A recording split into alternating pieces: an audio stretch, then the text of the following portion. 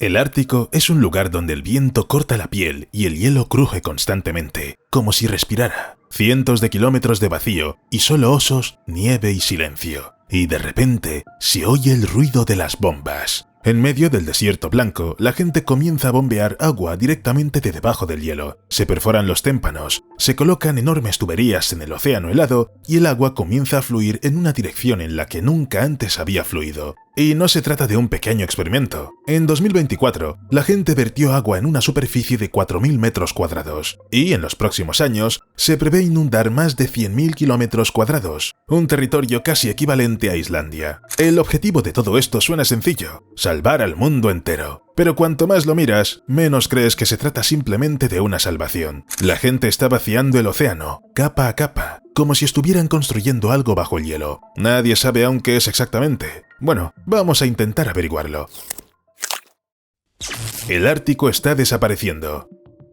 El Ártico siempre ha parecido algo eterno, un lugar donde el hielo siempre ha estado presente, llanuras blancas donde incluso el viento suena diferente, osos que deambulan por el mar helado y un sol invernal que solo brinda luz, pero no calor. Pero en las últimas décadas, este mundo helado está cambiando literalmente ante nuestros ojos, y no es una expresión figurativa. Las imágenes satelitales muestran que el Ártico está perdiendo hielo a tal velocidad que los geólogos ya denominan lo que está ocurriendo como la transición a una nueva era. En la década de 1980, el Ártico perdía hielo lentamente. Ahora lo hace rápidamente. Si antes, en verano, el océano estaba cubierto por 7 millones de kilómetros cuadrados de hielo, ahora solo quedan unos 4. Han desaparecido 3 millones de kilómetros cuadrados, una superficie del tamaño de la India. El espesor del hielo también ha cambiado. Hace 30 años, la mayor parte del hielo ártico era perenne, es decir, sobrevivía más de un invierno y se acumulaba, volviéndose resistente, duro y estable frente a los vientos y las corrientes. Ahora, más del 70% del hielo es anual. Es fino, menos denso, se rompe más rápido y se derrite más rápido. En esencia, el Ártico ha perdido su capa protectora y se ha convertido en un enorme charco helado. Esto ya se nota incluso sin instrumentos. Ahora, por rutas donde antes solo navegaban rompehielos, pasan tranquilamente buques mercantes. La economía sale ganando, pero la naturaleza pierde su última armadura.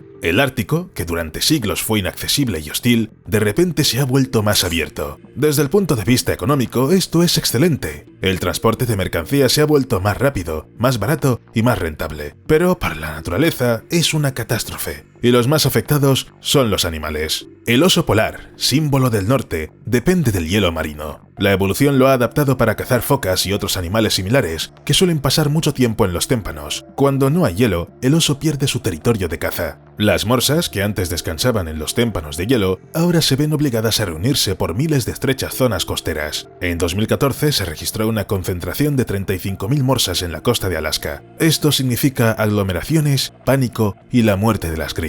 Pero todo esto es solo el principio. Cuando el hielo desaparece, el océano se oscurece y comienza a absorber más calor. Lo que antes reflejaba el sol, ahora lo atrae. El Ártico se está calentando literalmente. Según las estimaciones del Centro Nacional de Datos sobre Nieve y Hielo, cada década la superficie del hielo ártico se reduce aproximadamente un 13%. Si esta tendencia continúa, dentro de 30 o 40 años puede que no quede ningún hielo en el Ártico durante el verano. Los científicos incluso han acuñado el término verano sin hielo. Por ahora suena como una predicción, pero cada año se acerca más a la realidad. ¿Qué puede ayudar a solucionar esto? Por extraño que parezca, el ser humano, así como los recursos que siempre han estado en el Ártico. El océano al exterior. A veces las ideas más extrañas surgen de antiguas tradiciones. En los Países Bajos, en invierno, cuando los canales se cubrían de una fina capa de hielo, la gente vertía agua sobre ellos para hacer la superficie más gruesa y resistente. Así, estas peculiares pistas de patinaje duraban más tiempo. Pasaron los siglos y la gente pensó, ¿y si probamos lo mismo en el Ártico? Así surgió la empresa Arctic Reflections, un grupo de ingenieros que decidieron engrosar el hielo marino literalmente con sus propias manos. El método es muy sencillo, pero funciona. En invierno, cuando la temperatura se mantiene por debajo de cero, la gente perfora el hielo, saca agua de debajo y la derrama sobre la superficie. El agua se congela instantáneamente, capa tras capa. En una sola temporada, el espesor del hielo puede aumentar decenas de centímetros. En enero de 2024, Arctic Reflections llevó por primera vez esta idea al terreno, al Ártico canadiense, a la zona de Cambridge Bay, Nunavut. Frío, viento, hielo infinito, todo como debe ser. Junto con sus socios locales, el equipo instaló bombas y equipos en un área de unos 4.000 metros cuadrados. El resultado superó las expectativas. El hielo se hizo más grueso en promedio 25 centímetros y en algunos lugares 35 centímetros. Y todo esto literalmente en unas pocas semanas. Para un experimento de ingeniería en tales condiciones, esto no es solo un éxito, sino una prueba de que la idea funciona no solo sobre el papel. El siguiente paso lo dieron en primavera, en abril de 2024. En el archipiélago de Spitsbergen, al norte de Noruega, realizaron una nueva prueba de campo, pero el objetivo era más ambicioso que antes. No se trataba solo de añadir espesor al hielo, sino de comprender hasta qué punto el método podía cambiar la estructura y la estabilidad de la capa marina. Al final, el equipo tomó muestras, midieron la temperatura, la salinidad y la densidad, e instalaron un montón de equipos diferentes que ayudan a alcanzar el objetivo fijado. El resultado, todo funciona. La empresa tiene grandes ambiciones. Para finales de la década, Arctic Reflections quiere engrosar hasta 100.000 kilómetros cuadrados de hielo al año. Es como si fueran a llenar toda Islandia con agua, convirtiendo el océano en su propio generador de hielo. En resumen, Arctic Reflections simplemente toma las bombas, se dirige al Ártico y hace lo que realmente se necesita. Y todo parece sencillo, pero cuanto más te adentras en el tema, más fuerte es la sensación de que todo esto no se parece en nada a un rescate. Un rescate fuera de lo previsto. Lo primero que llama la atención es la escala, porque el Ártico es enorme. Para cubrir una parte significativa con hielo nuevo, no se necesitan decenas de bombas, sino cientos de miles, incluso millones. Y si se logra fortalecer una zona, será una gota en el océano en comparación con las áreas donde el hielo se derrite más rápido. En la reseña sobre tecnologías climáticas se señala que el método puede funcionar a nivel local, pero su ampliación es una tarea enormemente costosa y técnicamente compleja. Encontrar personas para todo esto también es un problema, pero no tan grande. Aunque, si se tiene en cuenta que al final el resultado no es precisamente salvar el mundo, puede que no haya voluntarios. Imaginemos que, a pesar de todo, se consigue reunir a un número suficiente de personas y de equipo. Para suministrar energía se necesita tecnología, es decir, generadores que con toda probabilidad funcionan con combustibles fósiles. La opción más accesible es el diésel, que produce emisiones. ¿Entiendes de qué se trata? Según muchos expertos, las emisiones son actualmente la causa más importante del acelerado deshielo del Ártico. En definitiva, la salvación provoca daños. Además, el engrosamiento del hielo parece convincente a nivel local, pero es difícil traducirlo en cifras de efecto global. Todavía no existe una forma precisa de calcular cuánto hielo conservado equivale a una reducción de las emisiones de CO2, y el efecto a largo plazo sobre la reflexión de la luz solar sigue siendo incierto. Las organizaciones aún no le otorgan a este método el estatus de herramienta completa para mitigar el cambio climático, ya que hay muy pocos datos sobre el impacto a largo plazo y los riesgos de efectos secundarios. Otro problema es que bajo el hielo viven algas, pequeños crustáceos y microorganismos, y tras ellos hay peces pequeños, focas y aves marinas. Todos ellos se han adaptado a una salinidad, un espesor del hielo, una temperatura del agua y una cantidad de luz que penetra a través del hielo concretos. Cualquier intervención humana, aunque parezca segura, altera inmediatamente el ritmo habitual de este sistema. Cuando las bombas extraen el agua del mar y la distribuyen por la superficie del hielo, la salinidad y la temperatura de las capas subglaciales cambian. Las corrientes de agua, que normalmente transportan nutrientes y oxígeno, se desplazan, lo que afecta a los microorganismos de los que depende toda la cadena alimentaria. Las algas, que se alimentan de la luz solar, pueden empezar a recibir más o menos de la que necesitan, y su crecimiento cambia. Cada cambio parece insignificante, pero para este ecosistema delicado y frágil puede ser crítico. A simple vista parece una obra de ingeniería. Se vierte agua y el hielo se hace más grueso. Pero bajo el hielo, las consecuencias son mucho más complejas. La más mínima alteración de la salinidad, la temperatura o el flujo de agua puede alterar la base alimenticia de los peces y por lo tanto de las aves y los mamíferos. Sin embargo, ninguno de estos problemas se puede comparar con el hecho de que el Ártico no es simplemente un campo desnudo que se puede gestionar a su antojo. Lo controlan aquellos que, posiblemente, ni siquiera quieren que conserve el hielo. Y todo se reduce a una enorme cantidad de dinero. El dinero del hielo. Empecemos por lo más sencillo. Si el hielo se derrite, aparecerán nuevas rutas de transporte. La ruta marítima del norte a lo largo de Rusia y el paso del noroeste de Canadá son miles de kilómetros más cortas que las antiguas rutas a través del canal de Suez o Panamá. Para los barcos es como adelantar a todos en una carretera vacía. Se gasta menos combustible, menos tiempo y menos dinero. En los últimos 10 años, el número de buques que cruzan las aguas árticas ha aumentado casi un 40%, y el tonelaje de la carga transportada se ha duplicado. Cada uno de estos buques supone un beneficio que nadie quiere perder. Imaginemos un proyecto que intenta fortalecer el hielo, ralentizar su derretimiento y cerrar estas rutas. Para quienes cuentan cada día en el mar, no se trata de una idea ecológica, sino de un golpe directo al negocio. Bajo el hielo se esconde un verdadero tesoro. A finales de la década de 2000, los servicios geológicos de Estados Unidos estimaron que en el Ártico podría haber hasta 90.000 millones de barriles de petróleo y unos 47 billones de metros cúbicos de gas natural, lo que supone casi el 13% de las reservas mundiales de petróleo sin explorar y el 30% de gas. Estas cifras suenan como un desafío, especialmente para los países que ya han presentado solicitudes para ampliar sus plataformas árticas. Rusia está desarrollando activamente proyectos en Yamal y en el mar de Kara, Noruega está perforando cada vez más al norte, y Canadá y Estados Unidos discuten sobre los derechos de las parcelas. En los suelos árticos, bajo el permafrost, se encuentran enormes reservas de níquel, cobre, zinc, platino y elementos de tierras raras, sin los cuales no funcionarían la electrónica moderna, las baterías, los paneles solares y los vehículos eléctricos. Solo en la zona de la ciudad rusa de Norilsk se extrae alrededor del 20% del níquel mundial y casi el 10% del cobalto, mientras que el norte de Canadá y Groenlandia albergan yacimientos enteros de minerales raros, desde tantalio hasta niobio. Cuando el hielo se retira, se abren puertos, vías de suministro y nuevas zonas a las que antes era imposible llegar. Y donde un ingeniero ve una costa desierta, un geólogo ve el futuro de una mina. Los países que tienen zonas costeras ya están preparando la infraestructura, las plataformas de perforación y los planes para explotar los recursos. El hielo que intentan reforzar no es solo hielo para ellos, es un bloqueo del acceso, una ralentización de los proyectos, una pérdida de beneficios potenciales de miles de millones de dólares. Si el proyecto Arctic Reflection se lleva a cabo a nivel local, puede encontrarse con una gran resistencia oculta por parte de aquellos para quienes el agua abierta es más importante que el hielo. Y la lógica económica es simple. A menudo, a los estados, las empresas y los inversionistas les resulta más rentable no conservar el hielo, sino aprovechar su desaparición. No hay ningún incentivo para pagar por el fortalecimiento del hielo si las ganancias derivadas de su derretimiento se calculan en miles de millones. Ahí radica la principal paradoja de la geoingeniería. Los buenos propósitos se enfrentan a la economía real, que solo tiene en cuenta las cifras y los plazos de amortización.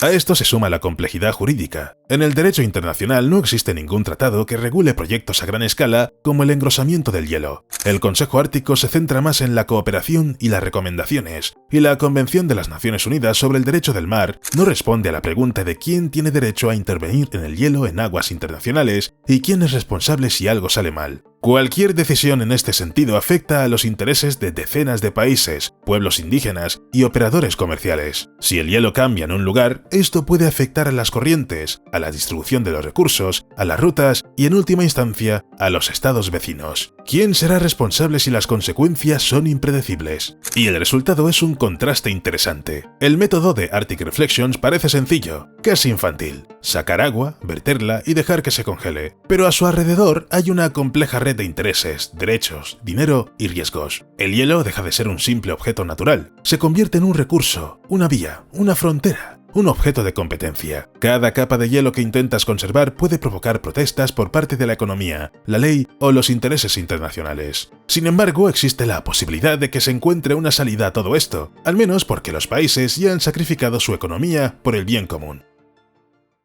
La capa de ozono y las ballenas. A mediados de la década de 1980, apareció la palabra agujero en los informes científicos. Los científicos observaron que la capa de ozono sobre la Antártida se estaba reduciendo rápidamente. El ozono es solo unas pocas moléculas de oxígeno, pero son ellas las que protegen a la Tierra de los rayos ultravioleta. Sin este escudo invisible, el Sol se convierte en un enemigo. Quemaduras, enfermedades oculares, pérdida de cosechas, muerte del plancton en los océanos. Parecería que el apocalipsis debería comenzar con estruendo, pero aquí todo estaba en silencio, sin explosiones ni catástrofes. Simplemente, el ser humano de repente se dio cuenta de que estaba corroyendo la atmósfera. Los principales culpables no eran las fábricas ni las centrales térmicas, sino cosas muy simples: refrigeradores, aires acondicionados y desodorantes. Los clorofluorocarbonos y los hidroclorofluorocarbonos que contenían estos aparatos subían a la atmósfera y destruían la capa de ozono. A primera vista, una nimiedad química, pero en realidad una amenaza global. Y así, en 1987, cuando la magnitud del problema se hizo evidente, representantes de casi 200 países se reunieron en Montreal. Sorprendentemente, no discutieron interminablemente, como suele ocurrir, sino que tomaron la decisión de actuar. Así surgió el Protocolo de Montreal, un documento que obligaba a los países a abandonar gradualmente las sustancias que destruyen la capa de ozono. Esta decisión tuvo un alto costo. En aquel entonces, la industria química ganaba miles de millones de dólares al año con las sustancias nocivas. Empresas como DuPont e IFI estaban perdiendo, de hecho, su mercado. Tuvieron que crear nuevos refrigerantes seguros para la capa de ozono, reestructurar la producción, formar a los ingenieros y cambiar las tecnologías. Los fabricantes de refrigeradores, aires acondicionados, aerosoles y todo el sector de los electrodomésticos tuvieron que reestructurar sus cadenas de montaje, dominar nuevos materiales y por lo tanto invertir dinero y tiempo. Los países en desarrollo temían que sus economías simplemente no pudieran soportar tales cambios. Pero, por primera vez, el mundo decidió que la salud del planeta era más importante que los beneficios a corto plazo. Para que la transición fuera más suave, los países ricos crearon un fondo especial y ayudaron con financiación, tecnología y formación. Fue un momento excepcional de verdadera solidaridad global. Los ricos no se limitaron a dar consejos, sino que compartieron sus recursos. El Protocolo de Montreal se convirtió en una especie de prueba de que la política internacional puede funcionar en pro del bien común. Han pasado décadas. Los científicos de la NASA y de la Organización Meteorológica Mundial registran hoy una recuperación sostenida de la capa de ozono. A mediados del siglo XXI, el agujero sobre la Antártida probablemente habrá desaparecido por completo. Se han evitado millones de casos de cáncer de piel y cataratas, y los ecosistemas sensibles a la radiación ultravioleta han comenzado a volver a la normalidad. El Protocolo de Montreal es considerado el tratado medioambiental más exitoso de la historia. Todos los países del planeta son parte del acuerdo. A menudo se cita como ejemplo de que incluso los cambios complejos, costosos y dolorosos son posibles si la humanidad comparte un temor y un entendimiento comunes. Otro ejemplo de decisión colectiva de muchos países está relacionado con las ballenas, más bien con la amenaza de su extinción. A mediados del siglo XX, los océanos retumban con los disparos de los arpones, el acero se clavaba en la carne y los gigantes de casi 30 metros de largo se hundían en su propia carne. Solo en la década de 1960, las flotas balleneras de la URSS, Japón, Noruega y Gran Bretaña capturaban más de 60.000 ballenas al año. Era una auténtica matanza industrial disfrazada de tradición. En aquel entonces, la ballena era una materia prima. Con su grasa se fabricaba de todo, desde margarina hasta cosméticos, desde lubricantes para máquinas hasta explosivos. En la era anterior al petróleo, era precisamente la grasa de ballena la que iluminaba las ciudades. Las lámparas de Londres y Nueva York olían a océano. Después de la Segunda Guerra Mundial, la caza de ballenas se convirtió en un negocio aún más rentable. La construcción naval, la tecnología de refrigeración y la hidroacústica permitieron cazar casi sin restricciones. Las flotas modernas parecían fábricas flotantes. Las ballenas se cazaban, se despedazaban y se procesaban directamente a bordo. Pero el océano no es infinito. En la década de 1970, los científicos comenzaron a publicar informes alarmantes. Las ballenas azules, que en su día sumaban alrededor de 250.000 ejemplares, se habían reducido a menos de 10.000. Las ballenas francas australes desaparecieron casi por completo. Incluso los balleneros reconocieron que ya no había nada que cazar. Sin embargo, las empresas siguieron enviando barcos, ya que cada cadáver valía miles de dólares. En 1986, la Comisión Ballenera Internacional, bajo la presión de la opinión pública y las organizaciones ecologistas, impuso una moratoria global a la caza comercial de ballenas. Esta decisión no fue un acto de misericordia, sino una parada obligatoria al borde del abismo. Para los países balleneros, el golpe fue duro. En Japón, ciudades costeras enteras que vivían de la flota ballenera se quedaron sin trabajo. En Noruega, los barcos quedaron inactivos, y en la URSS se desguazaron las legendarias flotas que capturaban miles de ballenas por temporada. La industria, que alimentaba a muchas familias, se derrumbó en un año. Sin embargo, las consecuencias no fueron solo económicas. Las ballenas comenzaron a regresar. Las ballenas jorobadas, las ballenas de aleta y las ballenas grises. Las poblaciones comenzaron a recuperarse. En Hawái, en la costa de Australia, en las costas de Islandia, cada vez era más frecuente ver fuentes de respiración submarina sobre el agua. Los científicos estiman que 30 años después de la moratoria, la población de ballenas jorobadas se ha multiplicado por 10. y ahora hay más de 80.000. Las ballenas azules siguen siendo vulnerables, pero también están aumentando lentamente en número. No todos estuvieron de acuerdo con la decisión de la comisión. Noruega e Islandia aprovecharon las lagunas legales y continúan con la caza limitada, alrededor de 500 ejemplares al año. Japón cazó ballenas durante muchos años con el pretexto de la investigación científica, aunque luego la carne se vendía tranquilamente en las tiendas. Sin embargo, el volumen total de la caza se ha reducido en decenas de veces y el mercado comercial casi ha desaparecido. Y aquí es cuando hay que volver a nuestro hielo. La situación de su deshielo afectará de una forma u otra a todos los países del planeta. Entonces, Arctic Reflection u otras empresas que sigan sus pasos probablemente obtendrán carta blanca para engrosar el hielo. Junto con esto, se utilizarán otros métodos nuevos y antiguos que persiguen el objetivo fundamental de detener el deshielo del Ártico. Todo por el Ártico. ¿Recuerdas que el proyecto Arctic Reflection tiene un gran problema, ya que necesita generadores que funcionan con combustibles fósiles y una gran cantidad de personas? Pues bien, existe el proyecto Real Ice, que proclama a los 4 vientos, que sean las máquinas las que engrosen el hielo en lugar de las personas y que se utilice un equivalente ecológico en lugar de combustible fósil. Los drones submarinos que se están desarrollando para el Ártico se mueven bajo la superficie como silenciosos peces mecánicos y hacen lo que la naturaleza ya no tiene tiempo de hacer. Cuando aparece una zona delgada en el espesor del hielo, el dron sube al agua a la superficie y la libera a través de boquillas. A bajas temperaturas, el agua se congela casi al instante, formando una nueva capa de hielo. Así, este se vuelve más grueso y resistente a las temperaturas y las olas del verano. Cada dron es capaz de funcionar de forma autónoma durante semanas, coordinándose con sus vecinos a través de una conexión satelital. La principal característica del sistema es su fuente de energía. En lugar del diésel, que sigue siendo el combustible habitual para las expediciones árticas, Real Ice utiliza hidrógeno verde. Se produce a partir del agua mediante instalaciones eólicas y solares, y luego se almacena en compactas pilas de combustible dentro de los aparatos. Durante su funcionamiento no se emite dióxido de carbono ni hollín, solo calor y vapor de agua. Según los cálculos, para congelar 1 kilómetro cuadrado de superficie, se necesitan alrededor de 8 megavatios hora de energía. Por eso, los ingenieros de Real Ice no apuestan por la potencia, sino por la red. Decenas de drones que funcionan simultáneamente. Juntos son capaces de mantener zonas enteras de hielo, creando un ciclo artificial de reparación subglacial. Ya se han realizado las primeras pruebas en las zonas costeras de Noruega y Groenlandia. Los aparatos resistieron la presión, determinaron con precisión el espesor y pudieron aumentar la capa de hielo en 10 centímetros en pocas horas. Todo ello sin intervención humana y sin una sola emisión de gases de escape, como si la naturaleza hubiera vuelto a ponerse manos a la obra, solo que con la ayuda de brazos mecánicos. Si bien ya han aprendido a trabajar con drones de manera bastante eficaz, el hidrógeno aún no se ha generalizado. Así que, probablemente aún queda mucho para que los robots de Real Ice se utilicen a gran escala. Otra nueva opción para salvar el Ártico son las bolitas. Un equipo de ingenieros y climatólogos de California propone cubrir la superficie del hielo con una fina capa de microesferas de vidrio blancas. Son más pequeñas que un grano de arena, huecas y casi ingrávidas. Cuando se distribuyen uniformemente sobre la nieve o el agua helada, la superficie comienza a reflejar más luz solar. En física, esto se conoce como efecto albedo. Cuanto mayor es la capacidad de reflexión, menos calor se absorbe y el hielo se derrite más lentamente.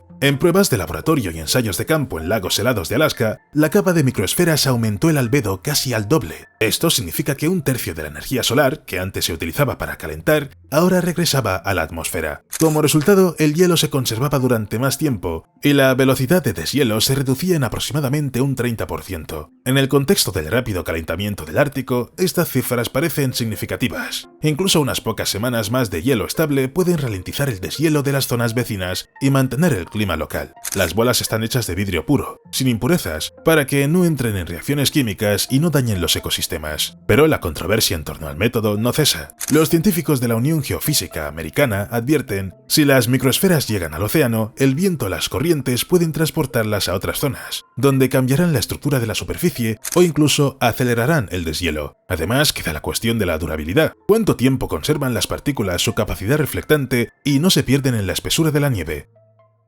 Bien, si con las bolas y los drones todo está claro, ¿qué pasa con la madera? Por supuesto, en la Universidad de Purdue no pensaban así. pero resultó que la madera se utiliza para crear hielo. Se toma tilo americano y se le quita la lignina, la sustancia que le da densidad y color. Sin lignina se vuelve casi blanca y porosa, similar a una esponja seca de celulosa. A continuación, la superficie se somete a un ligero tratamiento térmico. Se carboniza la capa superior más fina. El resultado es una estructura con dos propiedades opuestas. En el interior, una red capilar que absorbe y distribuye rápidamente el agua, y en el exterior, una capa de carbono que conduce bien el calor. Cuando se coloca una placa de este tipo sobre la superficie del agua a temperaturas cercanas a cero, los capilares del interior comienzan a absorber la humedad. Finas películas de agua atraviesan la frontera entre la celulosa y el carbono, donde la disipación del calor es especialmente eficaz. En esta zona se produce un enfriamiento microscópico. La temperatura del agua desciende ligeramente por debajo de cero y los primeros cristales de hielo aparecen precisamente allí. A continuación, el proceso sigue su curso. Los cristales crecen a lo largo de los canales de la estructura de la madera, formando una capa de hielo uniforme y densa que luego se une a la superficie circundante. Esta madera helada actúa como catalizador. No genera frío, sino que simplemente acelera la transición natural del agua al estado sólido,